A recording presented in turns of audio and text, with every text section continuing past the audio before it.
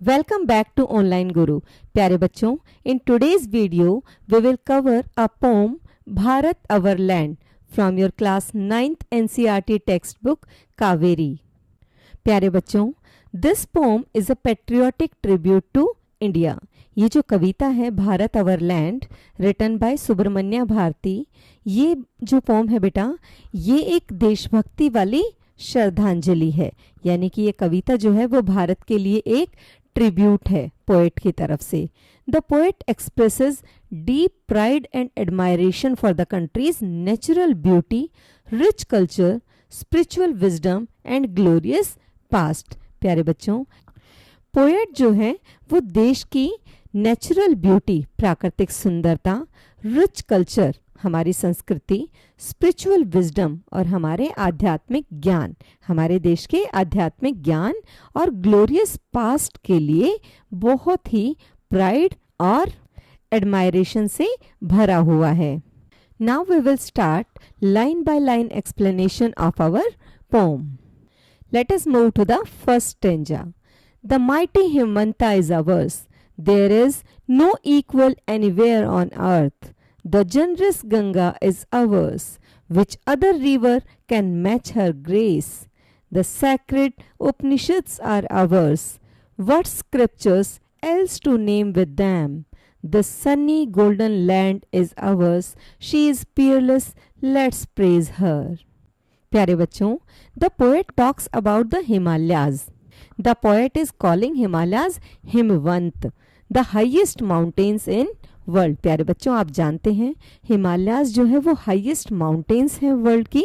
आप जानते हैं दुनिया की सबसे ऊंची चोटी जो है माउंट एवरेस्ट, वो भी हिमालयन रेंज में ही है।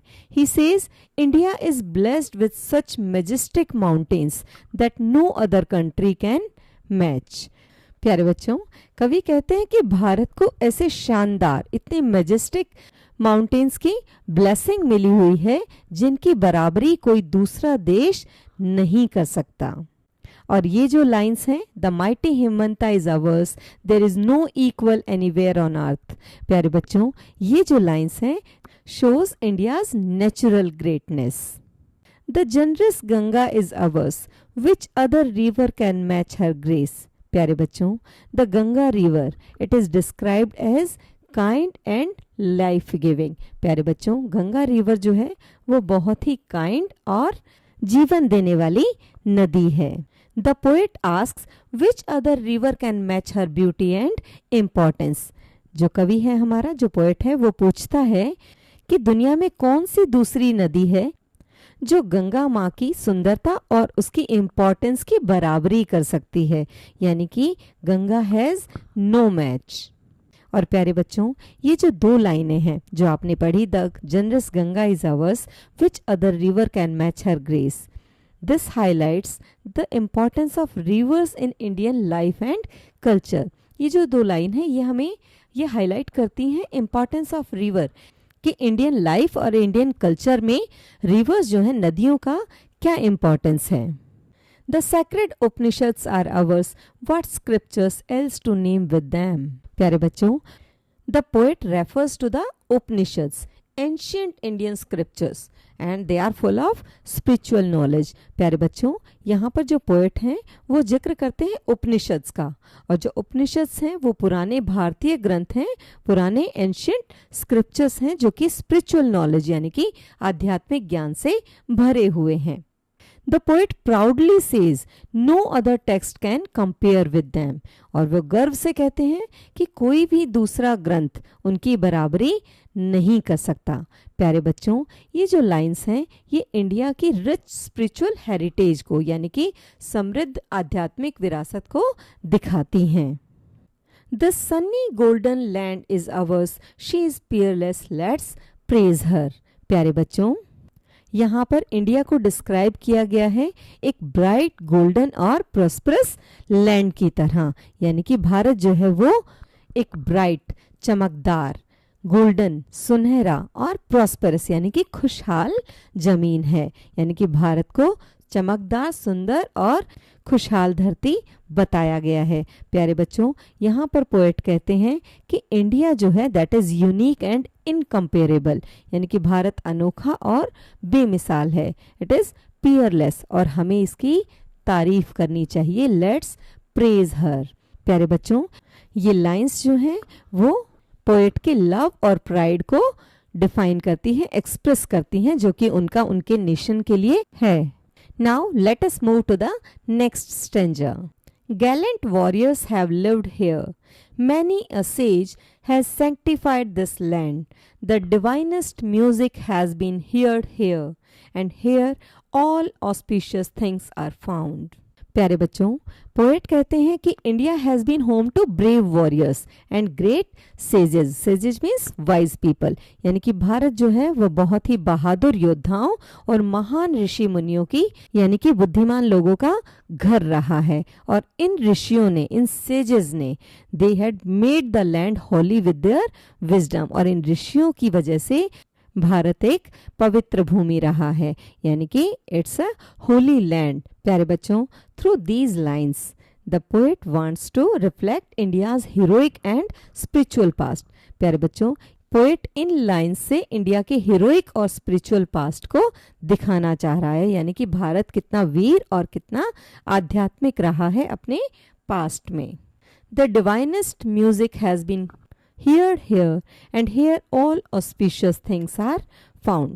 प्यारे बच्चों, the poet says that beautiful music originated in India.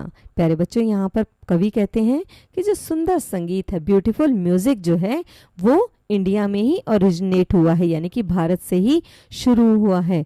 और इसके अलावा ऑल ऑस्पिशियस थिंग, यानी कि जितनी भी अच्छी चीज, जितनी भी शुभ चीजें हैं वो सब भारत में पाई जाती हैं, इसी धरती पर पाई जाती हैं। Here Brahma knowledge has taken root, and the Buddha preached his Dhamma here. Of hoary antiquity is Bharat, she is peerless, let's praise her. प्यारे बच्चों, पोएट यहाँ पर कह रहे हैं कि ब्रह्म नॉलेज जो है, यानी कि अल्टीमेट ट्रुथ जो है, वो भी इंडिया में ही ओरिजिनेट हुआ है। हैज़ टेकन रूट्स का मतलब है यहीं से शुरू हुआ है। And Buddha preached his Dhamma here.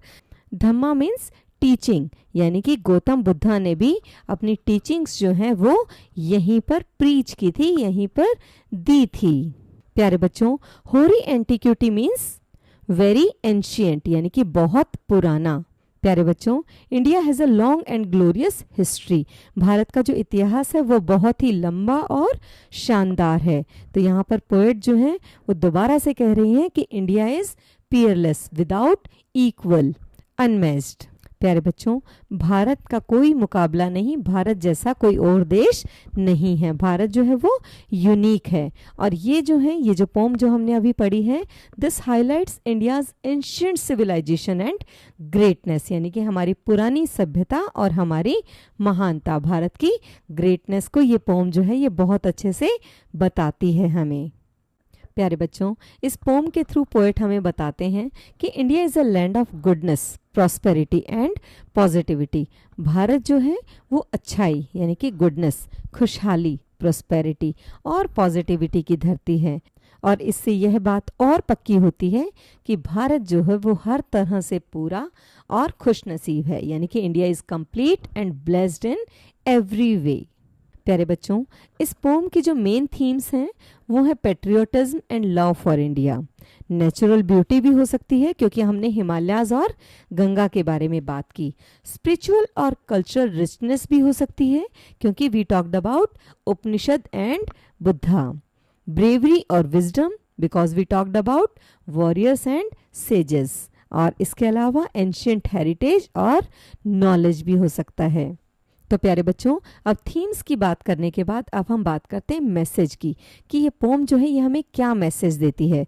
सबसे पहले जो पोम का मैसेज है that is feel proud of our country, कि हमें हमारे देश पर हमेशा गर्व करना चाहिए। We should respect its history, culture and tradition, और हमें हमारे इतिहास पर, हमारी सभ्यता पर और हमारी मान्यताओं पर हमें गर्व होना चाहिए और हमें उसकी इज्जत करनी चाहिए। And appreciate it's natural and spiritual wealth, और इसकी जो प्राकृतिक और आध्यात्मिक जो सुंदरता है उसको हमें अप्रिशिएट करना चाहिए। प्यारे बच्चों, दैट्स ऑल फॉर टुडे।